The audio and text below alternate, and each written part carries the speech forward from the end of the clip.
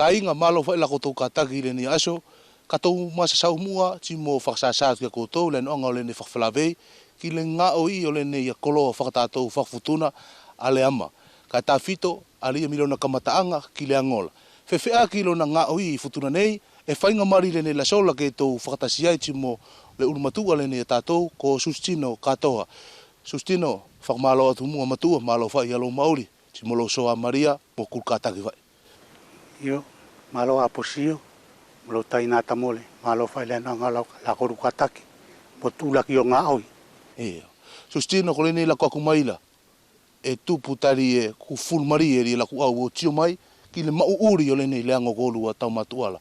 Whangmatala mai mua sustino ko le ango le nei golu fulo sona puke gorua. Po sio ko le no anga la kau nei e kamata mu tatou la ko nga mo ku faala. O kilo nga mo ku la tfa me a fai pela mo ku masanila. O kilo fa me a tia no ko a mai whakairi ko whakairi ango. O la ko sa pena loa ko ne la ke puke. Ko ngatonga I o whatutu le na la kau ko le ango. Sustino, ka kole nei a la kaula kolona temi fea nga o ia I e koto. Kolona nga masani foki e a por sio la kaula. E nunu whari e tauango I fetu, tana ki o ngā whawhakairi ango. Ke puke ko I mai fetu, kamata whai fetu, kamata ko kire ango. O puke ai e ko la kaula. Ale ni loa kakumai ko rua ku maurira. Sana ke loa e puke loa ia la loa, ki kamata angal fetu ko lortonga temi fea. Dia fai kamata mai o fetu le, e kamata fai o fetu kula o sanuari o kamata fa ala la moku. Lo ia ko le ngo ka puke ko le na fetu la. O ka ku fai ko la masina septemberi, oktoberi atu ki muri o fetu la. Kununu ango ko, kununu ko le angola. Sa ke fetu ka to fai. Fetu ka to fai te to ko le ni la kau. Ko le ni lo na mauri la sustino e ia ni ka ke nga o I ko to ke faksoko ko ruki ai pokol au talu la fai. E ni lo nga o te fai ki ni la kau. Ko lo na fu fa me a fai ia la ne ko au talu sa le fu ke me a. Tato ia nga whatato yo tato taukele ke me a whai tio mari. Fo kol fetu fia le ne? Kulo le ne ia a kau fitu, kula whakanono ni raula kato lok fetu kau fitu ptasi. Ka kolari e ke e mama e whai ko e sustino ke anga whai o ngā oi le ne la kaula, i e son tupuang?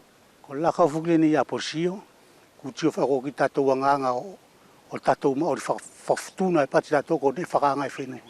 A ke whakalaka pe tio whako ilia la na ken kāinga, min whawhine, tā whito la tau whawhine. E tio koe a maa furi o la tau mata, ti leo koe e ia nea soko I ngā nea. Poko Singave, poko Korea, poko Tua, ko nea ia sena ke tū mua ki whawhine tiro ia tatou, pole a wanga, pole a ngā whasinga kaunga ku soko I tatou maa o whawhenua. Ko nena maa o inga la kaura. Ko le ale na sustino e toko? Si o le lo le ne ingolo e matou I tatou no fumai ko whakairi ango. Ko whakairi lo le angola e anga koe vai ngā lau. Ko nalo ngā lau la fufu whako ki lau whaia o whaia au la au pe o whila whai. Fufu whako ki no na maari e tiro ina ko ngā lau ria ka velo ko ria ngā whapuke. Ko nalo ngā whalaula ri ka puke ne lo tauala? Ko nino ngā whalaula ka velo e o ki lo to onea. Iyo. O kelela.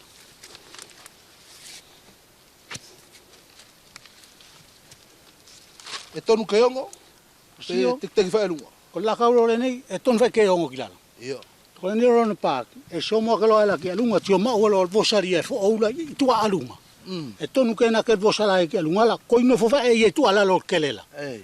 Ari alo e patiro tatou, e malu ki leo lori e kaunga o iria ka olo I le angola. Iyo. Ka kapau e te ke alunga malo no la ina. E ai e fefeka ki loa foi angola. Eio, ka whainga koe la kea na mua lau la ki lalo ogi.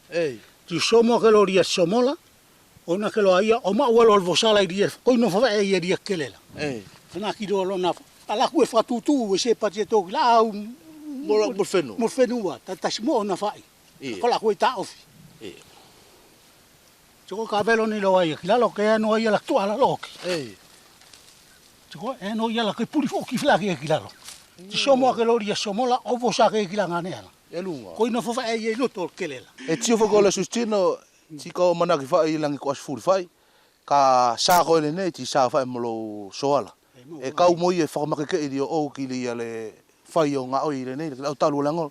Eio, kumaua ni toka rua e whia whiwhai kumaru maru lo, e maua maru ti. Whakao ki o kumai whai le whia whira ke nei. Eio. Sustino ka whakmalo la sia tu ki toko matua I le no anga o lau tari whakwhi maria ri el kaku mai a aku o fia ilo atu foki ki le no anga o le whasinga nga o le ni kolo whatatou ko le ango ka amanaki sustino ku kato whai. Ke manu ia whai ia le soko atu ko luta matua le nga o le ni kolo ala tie ke manu ia whai foki kainga ti mo koto furia ke la a futuna nei e lortonga whakasoko atu whai mo whakaui o le ni nga oi anga whatatou. Kai amanaki kainga ku kato atu a se whakwhalawe i rina teuteui ke tau whakataskia I le aso nei te whakamalo te kia koutou ki le no anga o la koutou whima mata mai. Alo whatu kainga koutou te whakwhalawe mai ki la vasa a katu mai.